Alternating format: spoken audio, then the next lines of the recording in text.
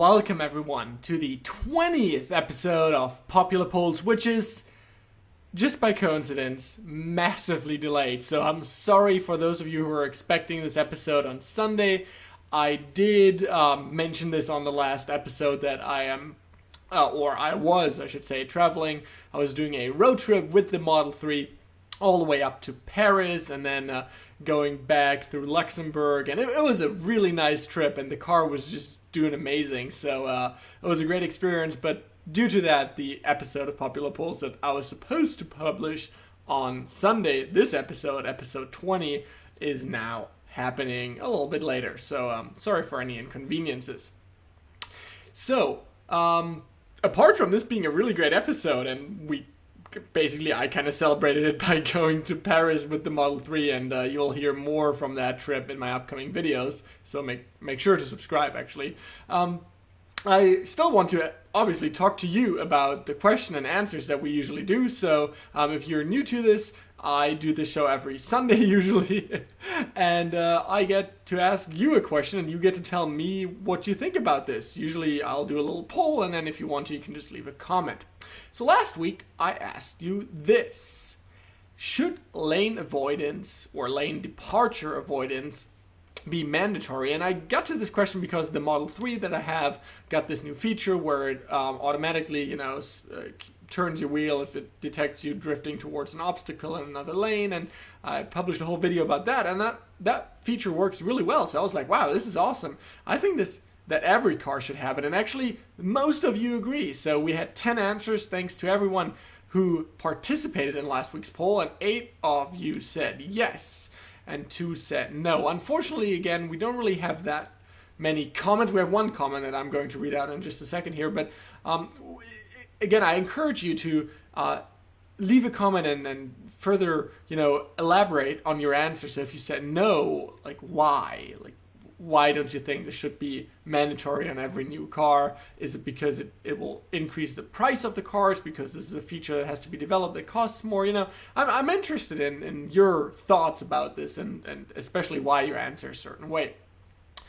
So, not much to add here. I think it's good to see that most people do encourage systems that will save lives, in the ideal case, to be mandatory, and I think at some point they will become mandatory. And I'm just looking over here because Wolfgang Preyer, I think it's in German, said, please see the paper Sustainable Mobility for Europe, Safe, Connected and Clean of the European Commission from 2018, which states the following: for the foreseeable future, advanced vehicle technology will have to rely on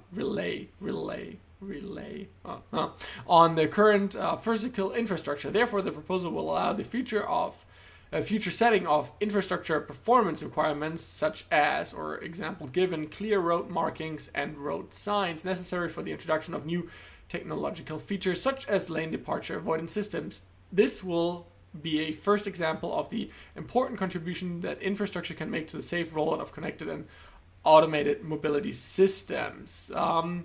So he said, I just wanted to tell you that this will become law in Europe sometime in the next 3 to 5 years, which actually I didn't know. So thank you so much for this comment.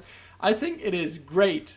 It is really awesome to see that this will become law at some point. I'm a little bit, I don't really, it says the future setting of infrastructure performance requirements, such as will it be then required to have clear lane markings and clear road signs, and can you as a community that has to take care of their own signs and roads be punished if they are not clearly marked? I don't really know. It states that this will in the future make automated systems like lane departure avoidance systems possible. I don't know. I'm not really sure. If any one of you knows, just leave a comment down below and we can talk about this in the next episode. But in general, this seems like it's a good thing that this will be happening.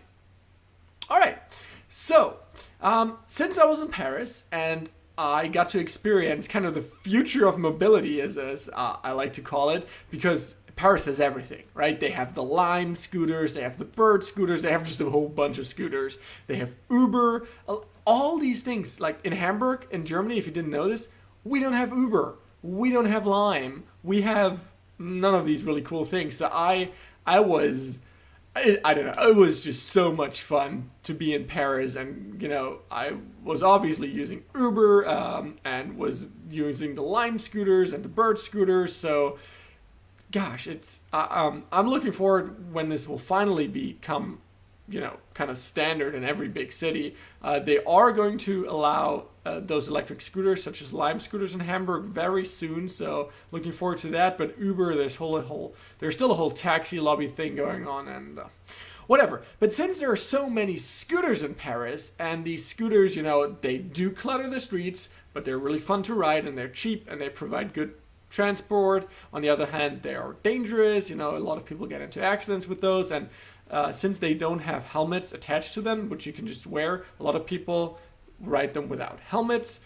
So those ME scooters, which are electric scooters, which are available in a bunch of cities here in Germany, for example, in Hamburg and Berlin, those have actually 2 helmets.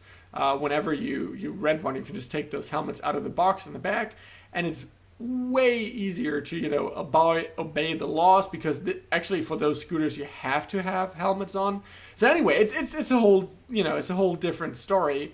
So my question to you is, should those scooters, talking about those Lime or Bird scooters, be legal everywhere?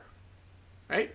Okay, this is a simple question, and to answer, please click the link in the top right-hand corner of your video, which will appear right now.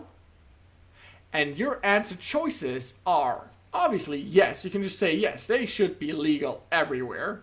No, they shouldn't be. And again, if you say no, please elaborate. Like, do you think they are ugly and, people just throw them everywhere? On the other hand, like, people can make money of them when they are lime juicers, for example. So if you didn't know this, you can become a juicer and then kind of collect the empty scooters and then charge them and get money for that. So, if you say no, like, let me know why in the comment down below. And then there's the last option, which is yes, but with a speed restriction to 20 kilometers an hour, or, which is approximately like 12, 13 miles an hour.